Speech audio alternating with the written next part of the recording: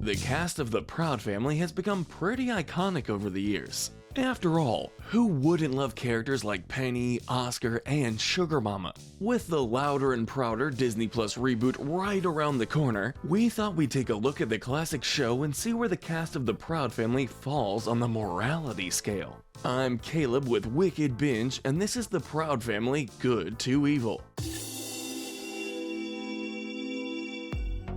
As usual, we'll be starting with the most pure and noble characters and working our way down. These characters are the good. Getting our gold medal of good is the show's main character, Penny Proud. In terms of teen characters, Penny is pretty much the gold standard. She's confident but not overly brash or egotistical, and usually finds a way to relate to the people she talks to. When it comes to her family and friends, she's often understanding and forgiving, which is probably a good thing for characters like Oscar and DJinna. Even with a character like Lacienega, Penny was willing to sacrifice her spot on the cheerleading team to save her from a prank. Being a natural leader, Penny isn't afraid to fight for what she believes in, whether it's playing football or fighting for equal rights in her dreams. So what, they kicked us out? Additionally, as much as she may get frustrated with her family at times, Penny still loves them and will do anything for them. This was seen in the movie where she did all she could to save her family from the clone Dr. Carver, ultimately saving the world.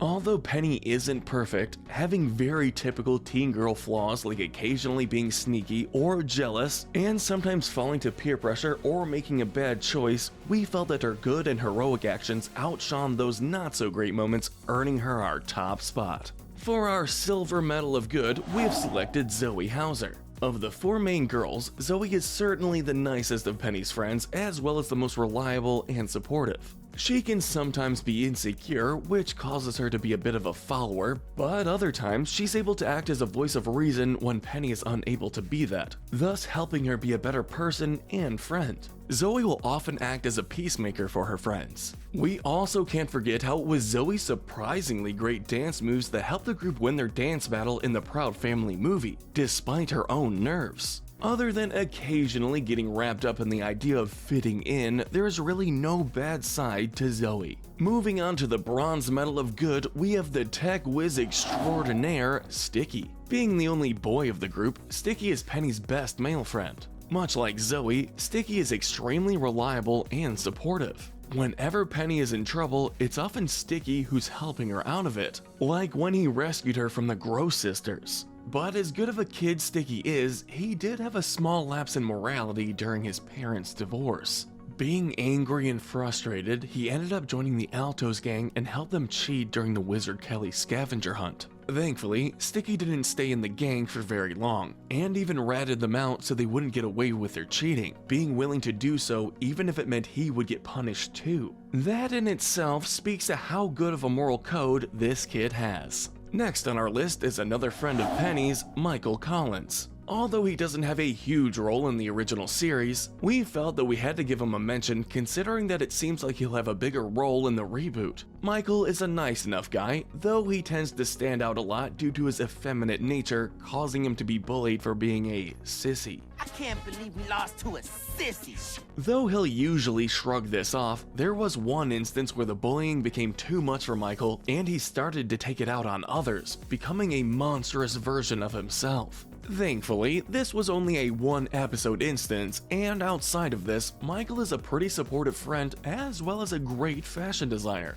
Following him is Penny's mother, Trudy Proud. Motherly, kind, and smart, Trudy often acts as the voice of reason in her family, whether it's trying to talk her husband out of something or giving her eldest daughter advice. Unlike Oscar, Trudy manages to show her love for her family without being too overbearing, though she can still be very protective and possessive of them. However, Trudy isn't perfect. She can have one heck of a temper at times and certainly isn't afraid to use it to get her family in line. Trudy can also have a bit of a mean, not to mention hypocritical side when it comes to her husband. There are times where Trudy will openly joke about cheating on Oscar and even will flirt with other men in front of him, yet will get mad when Oscar tries to make these same jokes or is attracted to other women. We're not saying that she doesn't have a right to be mad at these moments, we're just pointing out the hypocrisy. While she may sometimes come off as the nagging wife, Trudy still manages to be a good wife and a great mother.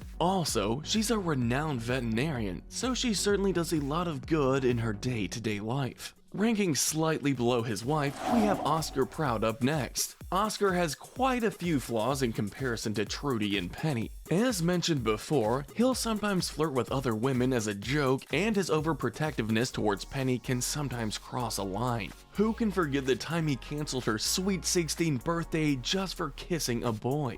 Outside of that, Oscar can be reckless with money, often getting wrapped up in get-rich-quick schemes. He can also be pretty rude and is just all around frustrating. But even with all that, there are still times where his good outweighs the bad. There's no denying that Oscar loves his family, even being willing to face his fear of heights in order to save Penny from the clone Dr. Carver. Despite a couple of close calls, he's never fully cheated on Trudy, and it's obvious that even with all of their arguing, he still loves her. All in all, Oscar has plenty of faults, but for the most part, his good side makes up for them. Next up, we have Puff the dog. Dogs are known for their loyalty, and Puff is no exception. He's pretty much Sugar Mama's closest friend. He'll sometimes act as a seeing eye dog for Sugar Mama and is pretty protective and affectionate towards her. He even helped her pass her driving test once, and while he had the opportunity to be pampered as a dog model, he couldn't bear the thought of being away from Sugar Mama.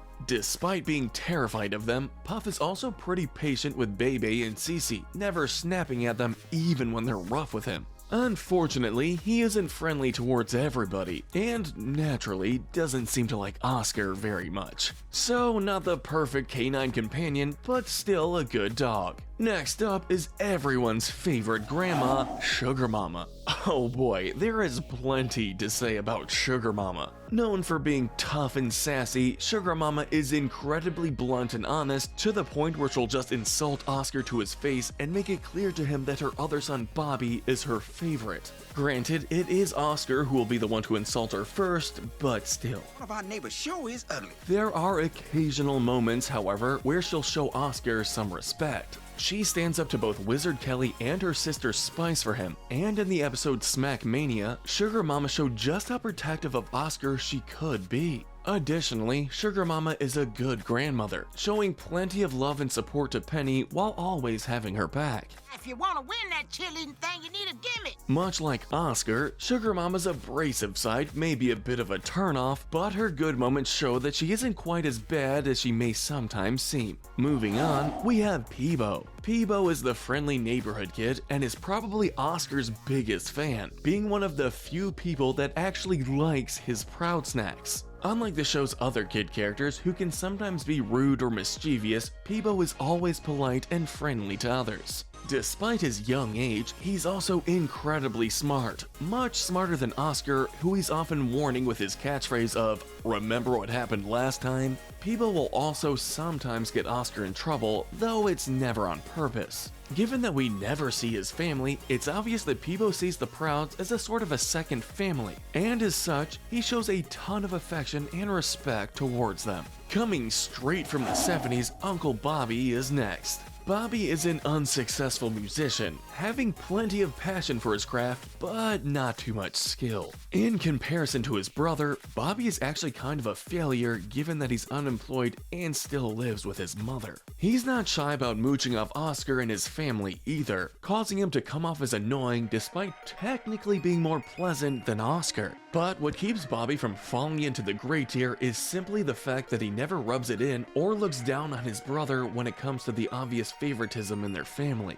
Even with the occasional moments of annoyance, they seem to have a close brotherly relationship. Bobby will also sometimes help Oscar out with his business, especially if music is involved. It's not much, but it shows he's not too spoiled and is still a good guy at heart. Wrapping up the good, we have twin siblings Bebe and Cece Proud. Regarding baby characters, these two are similar to Dill and Lil from Rugrats, in that they can be pretty mischievous and more than a little frustrating at times. They tend to play rough, especially with people like Penny or Puff, and while we can chalk this up to them just being babies, it's still a point against them given how much amusement they seem to get out of it. What really puts them this low is the episode where they were magically transformed into tweens. It took pretty much no time at all for them to ditch Penny in order to be popular, seeing her as a loser. Thankfully, this really was the twins at their worst, as normally they love their big sis. Outside of the tweens episode, these two are just normal babies who can sometimes be a bit bratty, but can also be pretty sweet sometimes too. That's it for the good characters. Now it's time to descend into neutral territory. This is the gray area. Starting out this section is the infamous DJinna Jones. DJinna tends to fall somewhere in between being one of Penny's best friends and being a fair weather friend. Yes, there are times where she'll support Penny and try to help her out of a jam. When she's at her best, DJinna can be extremely loyal. There have been times where DJinna has saved Penny from danger and embarrassment in key situations. However, there have also been plenty of times where she's abandoned Penny or betrayed her trust without much of a second thought, and she only sometimes regrets it. During one episode, she essentially tricked Penny into babysitting her younger siblings before then abandoning Penny in order to go to a concert. Those tickets were phony! Another time, she sold Penny out to the Gross sisters for $5. Although, once she got the $5, she helped save Penny alongside Sticky. Speaking of Sticky, her obsession with him can be a bit much at times. DJinna also can't resist gossip and has a big mouth when it comes to secrets, which has gotten herself and her friends in trouble many times. So yeah, she doesn't quite do enough for us to put her in the good tier, but at the same time, we can't quite call her Penny's least good friend. Finishing up Penny's friends, we're ranking Lacienega next. If DJinna can sometimes be a fair weather friend, then Lacienega is pretty much a picture-perfect example of a frenemy. If she has the opportunity to insult or outshine Penny, Lacienega will almost always take it. These two have competed in everything, from cheerleading and popularity to dancing and dates. At her worst, Lacienega can be arrogant, vain, snobbish, and extremely disrespectful. Eventually though, after getting to know Penny and receiving help from Penny and her family, Lacienega softens up slightly. The two are still sometimes rivals, and Lacienega will still toss around an insult or two usually. But she'll also have Penny's back in episodes like The Camp, The Counselor, The Mole, and The Rock. Lacienega also cares deeply about her family, being the only one to care about Poppy when he went to a retirement home. And even Penny has said that she likes Lacienega for who she is underneath her semi-mean girl exterior. And hey, if Penny can let bygones be bygones, so can we. From one Boulevardes to another, next is Poppy. With a design and a laugh similar to that of Cesar Romero's Joker, Poppy is certainly memorable. Outside of one or two moments, Poppy speaks exclusively in Spanish, and often uses this to his advantage. Because most characters can't understand him, he'll often purposely say rude and insulting things knowing he can get away with it. The person he does this with the most is Sugar Mama, who of course thinks he's just sweet-talking her. We can't exactly approve of all this secret insults, but we also couldn't really put Poppy any lower as, outside of this, he doesn't do anything bad. Unfortunately, he doesn't do a lot of good either. His best moment came in the episode Thelma and Louise, where he sincerely thanks Sugar Mama for rescuing him. This episode also shows he loves his granddaughter just like how Sugar Mama loves Penny. Other than that, he's pretty much just known for his one joke. As such, he gets placed right in the middle of our ranking. Next, we have the physician who always speaks in the third person, Dr. Payne. All things considered, Dr. Payne is actually a pretty great doctor, at least when compared to other animated doctors. Looking at you, Dr. Nick and Zoidberg. He's competent in his work as a physician, and he's respectful towards most of his patients, as seen with how he interacts with people like Sugar Mama and the twins. Dr. Payne is even smart enough to create vaccine lollipops for young patients so they don't have to deal with the pain of a shot. However, what brings Dr. Payne this far down is his treatment towards characters like Oscar and Felix. When it comes to them, he could hardly care about making them comfortable and is all about bringing the pain, whether that's physically or financially. We really couldn't put a guy who charges his patients extra for talking back any higher on our list, even if he only does it to Oscar. At the end of the Grays, we finally come to the show's main celebrity, Wizard Kelly. A basketball star turned entrepreneur, Wizard Kelly is the richest man in town. He pretty much owns everything and he makes sure that people know it. This goes double for his rival Oscar Proud, who he'll often try to cheat out of a win. He didn't credit Oscar for coming up with the scavenger hunt idea, and when Oscar won in the episode 1 in a Million, Wizard used a loophole in order to give him a prize that wasn't nearly as much as promised. Wizard is also pretty self-centered, not bothering to remember the names of the little people he meets. His ego also extends to his son, Little Wiz, who he encouraged to mudsling when it came to school presidential elections. So yeah, clearly the Wizard isn't that great of a guy, though he's not your typical rich guy villain either. Much like Dr. Payne and another character we'll get into in just a bit, he's only really repeatedly antagonistic to Oscar. While this still isn't necessarily great, it keeps him from falling into the bad tier. That wraps up the gray area. Now it's time for the worst of the worst. These characters are the bad to evil. First up are the bullies from down the street, the Gross Sisters. Of all the antagonists that the show has had, these three are the most frequently seen. They're pretty typical bullies, with their main goal being to steal money from Penny and her friends as often as possible. If they don't comply, they'll just threaten to beat them up. But while they might not have too much respect for anyone outside their family, they do seem to care about each other at least a little. This was seen when Nubia forced Penny and her friends to give Olii a makeover, wanting to help her younger sister out. She's all yours. The Gross Sisters also disapproved of Penny when she briefly went bad, not wanting to associate with real criminals. They're also occasionally willing to actually work with Penny and her friends. Unfortunately, this is about as far as their so-called good side goes. But surprisingly enough, they aren't the worst gang in the show. From one gang to another, we have the Altos. These three only appeared once, but they certainly made an impression, both through their singing and through their crime. They took advantage of Sticky when he was emotionally vulnerable and used him to help them cheat in the Wizard Kelly scavenger hunt. Naturally, after Sticky ratted them out, they immediately threatened to beat him up, only stopping when they were outnumbered. Unlike the Gross Sisters, who at the very least seem to care about each other and who will occasionally show some respect to others on rare occasions, these guys don't even do that much. They're even willing to steal from anybody, no matter who they are and no matter the risk.